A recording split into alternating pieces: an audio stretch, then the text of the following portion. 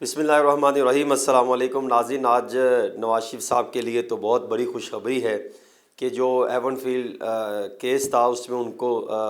بریت کا فیصلہ سنایا عدالت کی جانب سے، اور خاص طور پہ یہ وہ فیصلہ ہے جس پر مسلم لیگ نون کے عہدیدار اور خود نواز شریف صاحب جو ہے یہ متعدد دفعہ یہ بات کہہ چکے ہیں کہ یہ بہت ہی من گھڑت اور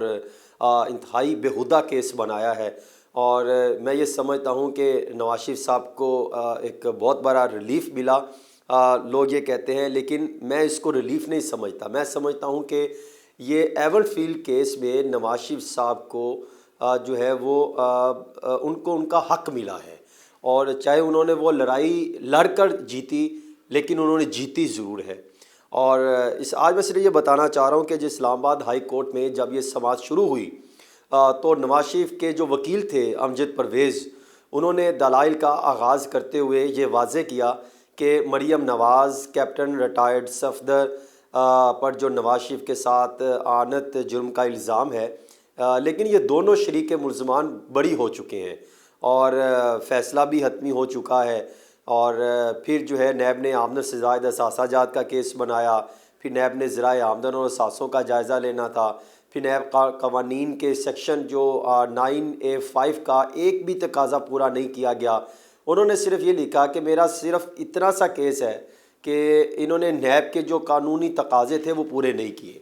اور نیب نے کیسے کہہ دیا کہ اثاثے آمدن سے زائد ہے؟ یہ بہت بڑا سوال تھا۔ اور پھر نیب نے ایک ثبوت نہیں دیا، یہ بہت بڑا سوال ہے کہ نیب نے ایک ایویڈنس نہیں پیش کیا۔ اور پھر نواز شریف نے کب یہ جائیدادیں خریدی، کس سے خریدی اور کیسے خریدی، ایک بھی نیب کی جانب سے ثبوت پیش نہیں کیا گیا۔ اور ان پراپرٹیز کے حوالے سے جو خریداری میں نواز شریف شامل تھے اور کس جگہ ان کی پراپرٹیز کی قیمت بھی نہیں لکھی گئی، یعنی جو کہ یہ بیسک کویسچن تھے جو نیب کو ریفرنس میں جو ہے وہ شامل کرنا چاہیے تھا، لیکن نہیں لکھا۔ بدقسمتی سے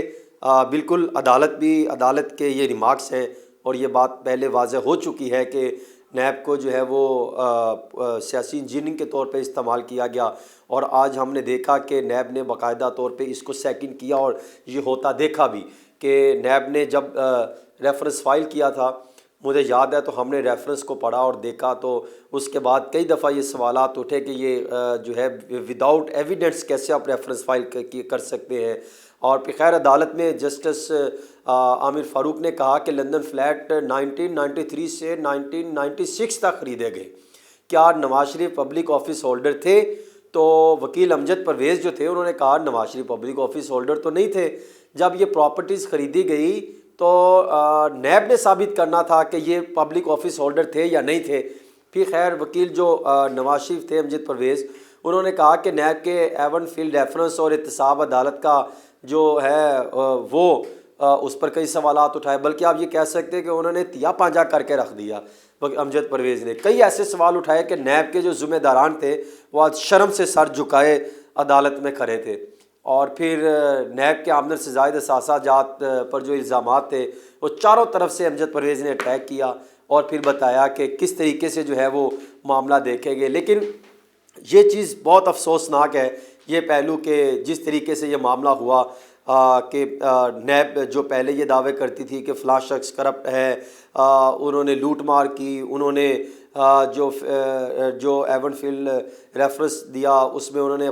بے شمار قسم کے الزامات لگائے، اس کے جوابات نہیں دے سکے۔ اور پھر امجد پرویز نے عدالتی فیصلہ جات کا بھی آج ہم نے دیکھا حوالہ دیا۔ اور پھر جسٹس میاں گل حسن اورنگزیب کے بھی اہم ریمارکس آئے۔ انہوں نے کہا کہ نیب کیس پر اسلام آباد ہائی کورٹ کے کئی فیصلے موجود ہیں، تو جس پر امجد پرویز نے کہا کہ پھر جناب آپ میرا امتحان کیوں لے رہے ہیں؟ خیر نیب نے پھر نواز شریف جو ہے وہ کیس بری کرنے کا بیان دے دیا، اور پھر نواز شریف کی اپیل منظور ہو گئی۔ پھر نیب کے بیان کے بعد جسٹس میاں گل حسن کے بہت اہم ریمارکس سے انہوں نے کہا کہ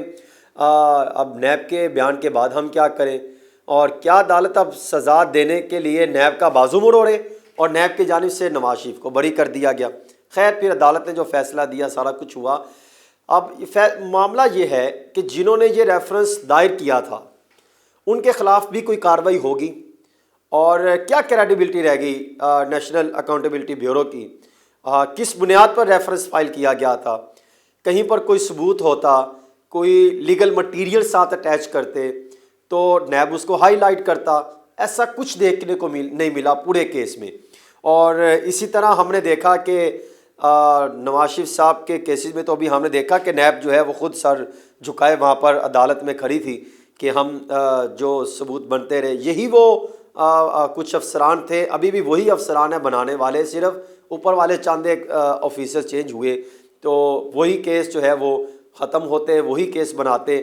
اب اس کے ساتھ ساتھ سوال جو بنتا ہے، جو بہت ہی اہم ہے، کہ اب جو نیب جن کے خلاف کیسز بنا رہی ہے، ریفرنس دائر کر رہی ہے، جن کی طلبیاں کر رہی ہیں، چاہے وہ توشہ خانہ کا کیس کا معاملہ ہو، چاہے وہ سائفر کا معاملہ ہو، چاہے وہ منی لانڈرنگ کا معاملہ ہو، سائفر تو خیر ایف آئی اے میں چل رہا ہے، چاہے وہ دیگر جو بھی معاملات ہو، اختیارات سے زائد کا معاملہ ہو، تو اس سارے معاملے میں مسئلہ یہ ہے، اس سارے معاملے میں جو بھی نیب کے پاس کیسز چل رہے ہیں، چاہے وہ چیئرمین تحریک انصاف عمران خان کے حوالے سے ہو یا دیگر سیاسی قائدین کے حوالے سے ہو، کیا ان کے حوالے سے بھی کل یہ نیب کہے گی کہ ہم وہ فیصلہ، وہ ریفرنس غلط ہوا تھا، وہ ہم نے کسی کے زور زبردستی بنایا تھا اور سپریم کورٹ آف پاکستان کے آرڈر کی روشنی میں یہ سب اس وقت کیا تھا؟ اس پر بھی کئی سوالات کھڑے ہوتے ہیں۔ اور پھر دوسرا، اگر آج نیب کسی کے پریشر پر یا دباؤ پر خاموشی اختیار کیے ہوئے تھی، اور تو پھر جو ہے یہ بھی نیب کی ذمہ داری ہے، ان کی پرفارمنس پر بھی سوالات اٹھتے ہیں۔ تو میرا سوال صرف جو ہے پورے ویلاگ میں دو سوال ہیں کہ کیا نیب ہمیشہ سے سیاسی انجینئرنگ کے لیے استعمال ہوتی رہے گی؟ کیا ہمارا احتساب کے لیے کوئی ایک ادارہ بھی ہمارے پاس موجود نہیں ہے جس پر ہم یہ کہہ سکیں کہ یہ احتساب کا ادارہ ہے جو میرٹ اور شفافیت کی بنیاد پر احتساب کرتا ہے؟ اور نمبر دو، کیا عدالتیں سیاسی انجینئرنگ کے طور پہ بھی استعمال ہوتی رہیں گی؟ یہ دو سوال ہیں، اس میں آپ اس کو ضرور دیکھیے گا۔ اللہ حافظ۔